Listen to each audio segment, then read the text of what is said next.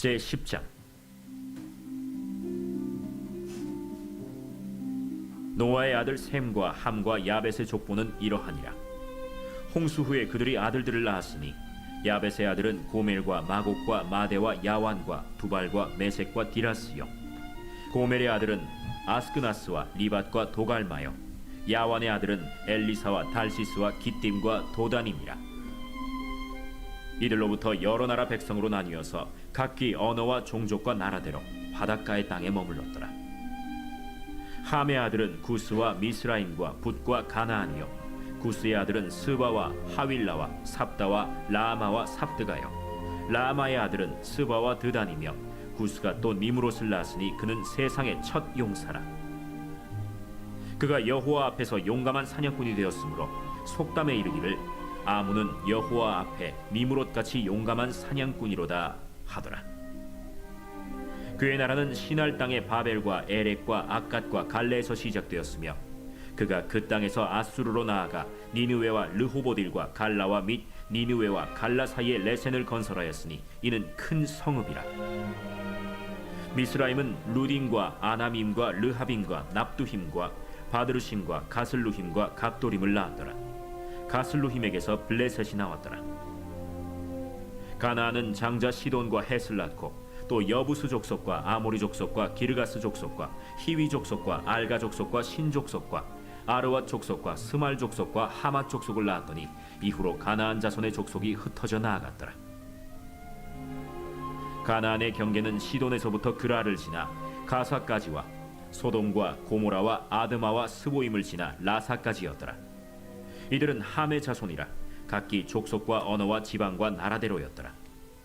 셈은 에벨 온 자손의 조상이요 야벳의 형이라. 그에게도 자녀가 출생하였으니 셈의 아들은 엘람과 아수르와 아르박삿과 룻과 아람이요, 아람의 아들은 우스와 훌과 게델과 마스며, 아르박삿은 셀라를 낳고 셀라는 에벨을 낳았으며, 에벨은 두 아들을 낳고 하나의 이름을 벨렉이라 하였으니 그때 세상이 나뉘었으며, 벨렉의 아우의 이름은 욕단이며, 욕단은 알모닷과 셀렙과 하살마웻과 예라와 하도람과 우살과 디글라와 오발과 아비마엘과 스바와 오빌과 하윌라와 요밥을 낳았으니 이들은 다 욕단의 아들이며, 그들이 거주하는 곳은 메사에서부터 스발로 가는 길의 동쪽 산이었더라. 이들은 셈의 자손이니 그 족속과 언어와 지방과 나라대로였더라. 이들은 그 백성들의 족보에 따르면 노아 자손의 족속들이요, 홍수 후에 이들에게서 그 땅의 백성들이 나뉘었더라. 오늘 이제 말씀은 이제 창세기 10장의 말씀인데, 이 말씀은 노아의 세 아들 셈과 함과 야벳의 후손들에 대한 이야기입니다. 그런데 막 족보로 막 이름이 막 나와요. 그죠? 제가 사람들을 이름을 다 알 수는 없지만 수를 세봤어요. 수를 세봤더니요, 야벳의 자손은 14명이 후손이 나오고, 함의 자손은 30명이 나오고, 셈의 자손은 26명이 나옵니다. 합 몇 명일까요? 네? 맞았습니다. 우리 장로님 최고입니다. 아직 총명하시네요. 네, 우리 문혜영 권사님도 계산이 빠르시네요. 70. 이 70이라는 숫자는 성경에서 완전수 중에 하나입니다. 인류가 퍼지는 후손들에 대한 족보를 얘기하면서 하나님의 섭리 아래 있음을 보여주는 거예요. 이 세상의 모든 역사는 하나님의 섭리 아래 있습니다. 그런데 원래는 첫째가 셈인데 셈이 맨 마지막에 나오고, 순서가 반대로 해서 이렇게 나오게 되죠. 그리고 이거를 이제 인종적으로 보면 야벳은 유럽계, 인도 유럽계 혈통의 인종이고, 그리고 함은 가나안과 그리고 아프리카의 인종의 조상이 됩니다. 그리고 셈은 이 이스라엘 히브리 민족과 그리고 아시아 계통의 이제 민족의 인종의 이제 조상이 되는 거죠. 이것을 우리가 이제 쉽게 보면은 이제 백인, 황인, 그리고 이제 흑인 이렇게 나누기도 합니다.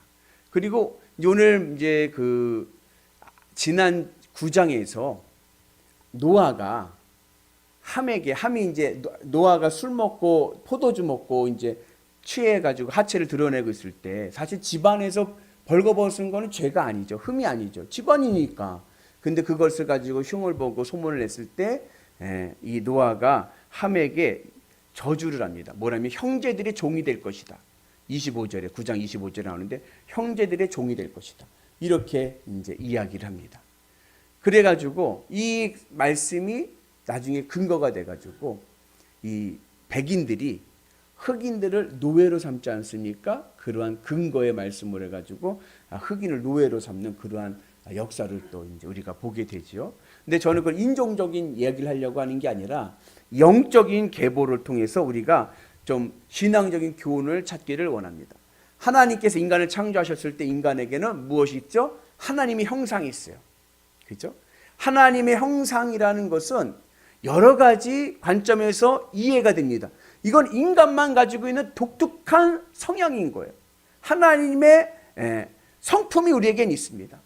그런데 그것 중에 중요한, 관계론적으로 가장 중요한 의미는 뭐냐면 하나님과 동행할 수 있는 임마누엘의 은혜인 거예요. 인간만이, 하나님의 형상을 닮은 인간만이 하나님과 교제할 수 있는 특권이 있습니다. 그래서 본래 하나님의 형상을 닮은 인간은 하나님과 임마누엘하는 것, 하나님과 교제하는 것, 하나님과 함께하는 것이 최고로 행복한 거예요. 그래서 에덴 동산에서 아담과 하와가 벌거벗고 그냥 에덴 동산을 경작할 때, 아담과 하와가요 에덴 동산에서 무의도식한 게 아니에요. 하나님께서 경작하라고 해서요 가꾸는 일을 했어요. 근데 그게 노동이 아니야. 그게 수고가 아니에요. 오히려 기쁨이 되는 거예요. 왜요? 하나님이 나와 함께 하시니까 이 에덴 동산을 가꾸는 게 기쁨이 되고 보람이 되는 거예요. 그리고 하나님께서 그 에덴 동산의 열매를 주심을 통하여 그들의 삶이 풍성해지게 됩니다. 그런데 선악과 이후에 이 아담과 하와가 이제는 판단하기 시작한 거예요. 판단하기 시작하면서 그들의 마음이 독사의 자식과 같이 된 거예요. 예수님께서 이스라엘 지도자들을 뭐라 그러세요? 이 독사의 자식들아. 뱀은 어떻게 다니죠? 가슴을 땅에 대고 살아요. 그죠? 그리고 창세기 3장에 보면 하나님께서 뱀을 저주할 때 뭐라면 흙을 먹을 것이라 해서 흙을 먹을. 선악과 이후에 인간이 마음이, 가슴이 이 땅에 붙어가지고 땅의 것으로 배부르려고 하는 거예요. 땅의 것으로 만족하려고 하는 거예요. 그러면서 죄의 개념이 나타납니다. 죄라는 것은 뭐예요? 빗나가는 거예요. 하마르티아, 빗나가다. 성경에서 죄는 빗나가는 겁니다. 우리의 마음이 하나님께 명중되어야 되는데 하나님께 명중되지 않고 세상 것에 꽂혀서 빗나가는 것, 이것이 죄인 거예요. 그러한 죄의 삶을 살게 되면서 인간이 어떻게 됐어요? 홍수의 심판을 받게 됩니다. 그 홍수의 심판을 받게 될 때에 하나님께서 인간을 보는 관점이 바뀐 거예요. 뭐로 바뀌었냐? 그전에는요 하나님의 형상으로 봤습니다. 근데요 죄로 홍수의 심판 아래에 있는 인간들을 볼 때는 고깃덩어리를 본 거예요. 육신이 되었다 그랬어요. 고깃덩어리. 히브리어로는 고깃덩어리는 뜻이에요. 바사르. 육신, 고깃덩어리가 된 거예요. 그러면서 홍수의 심판을 받게 되죠. 그리고 하나님께서 다시 언약의 무지개의 언약을 통하여서 이 노아를 통해서 다시 후손들을, 인류를 역사를 시작하는 것을 우리가 오늘 이제 보게 됩니다.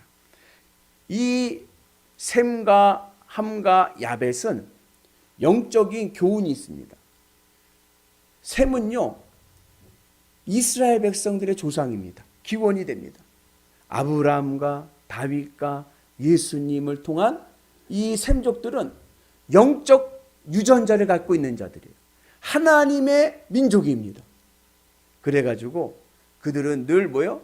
아브라함이 하나님이 받은 복이 뭐요? 복의 근원. 근원이란 말은 뭐냐면 통로예요. 하나님의 복을 흐르게 하는 존재인 거예요. 그래서 이 셈은 이 세상 속에 살면서 하나님의 복이 이 땅에 흐르도록 하는 하나님의 선민의 조상이 됩니다. 이 셈족, 하나님의 백성들에게 가지고 있는 인생의 모토는 뭐냐? 이 땅에 살면서 그것은 뭐냐? 주기도문에 나오는 다만 악에서 구하옵시고 이 땅의 악에 흔들리지 않고 믿음으로 가게 하여 주옵소서. 이것이 셈족의 기도의 제목이고 인생의 모토입니다. 그 이 땅에 살아가면서 복의 통로가 되어서 하나님의 복을 이 땅에 흐르게 하고 하나님의 복음을 전하는 자들, 그들이 바로 셈족인 거예요. 바라기는 오늘 우리가 하나님의 영적인 셈족 되기를 축복합니다. 선민의 은혜가 있어야 됩니다. 그리고 두 번째는 함족인 거예요. 함족은 아까 얘기했듯이 저주를 받아서 밀려난 아들 아닙니까? 그리고 그것을 이제 가나안이라고 표현을 많이 합니다. 가나안이라는 말이 땅의 개념으로 얘기할 때는 가나안 땅, 하나님이 약속하신 복지를 이야기하지만 인종적으로 얘기할 때 가나안 사람들은 심판받을 사람들이에요. 왜냐? 그들은 물질 우상주의에 빠진 사람들이에요. 이들은요, 이 세상 것을 바라보고 살아가는 자들입니다. 이 땅의 흙을 먹으며 살아가는 자들입니다. 그래서 오늘 8절 9절에 보면은 니무롯이라는 말이 나오는데 이 니무롯이 이 함의 후손들 중에 이 니무롯이라는 말이 72년 헬라어로 번역한 성경에 보면 뭐라고 했냐면 하나님을 대적하는 용감한 사냥꾼. 아까 사냥이 뭐예요? 사냥꾼은 뭘 써요? 화살을 쓰잖아요. 화살이 명중돼서 하나님께 명중되는 게 아니라 화살이 이 땅의 것에 명중되는 거예요. 이 땅의 먹거리에 명중되고 살아가는 것. 그들이 바로 뭐요? 바로 함의 자손들이에요. 그래서 함의 자손들은 뭐냐?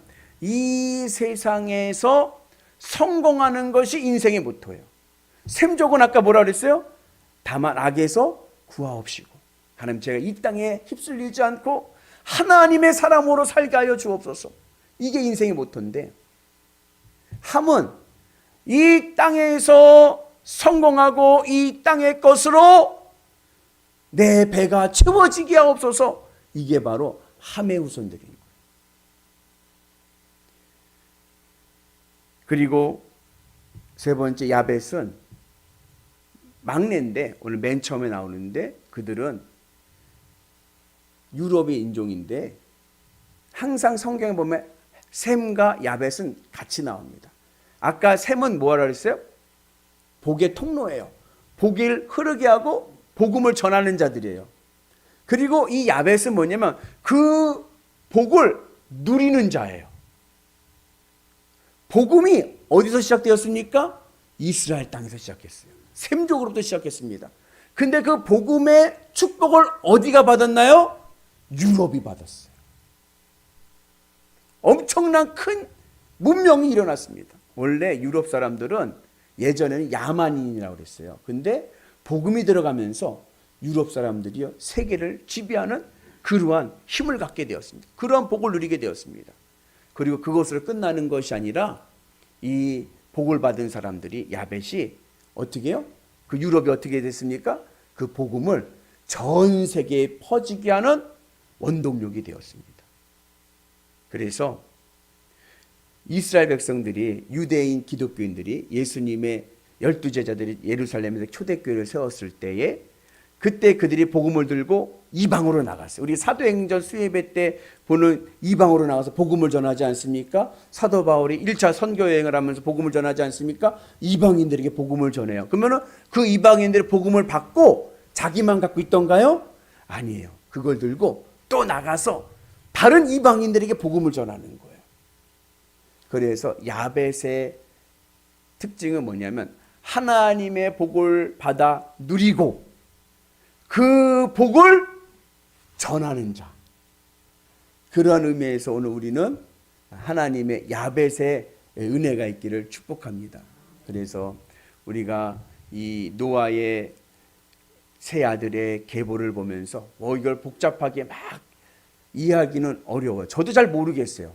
그런데 그 안에 있는 영적인 교훈이 있는 거예요.